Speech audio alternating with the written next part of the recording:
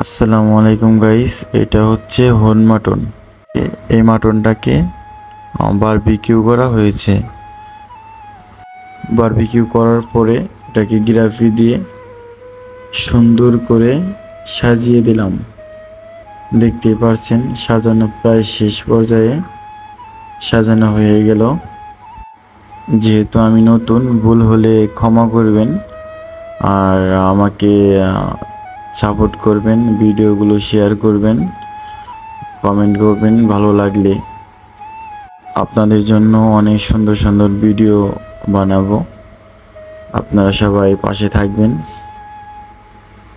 মাটনটা মোটামুটি ভালোই বড়, দেখতে পাচ্ছেন 7 কেজি 800 গ্রাম। অনেক সুন্দর করে সাজিয়ে দিলাম। গেস্টে অনেক খুশি হয়েছে এটা দেখে। এরকম অনেক প্রোগ্রামে সাজাই।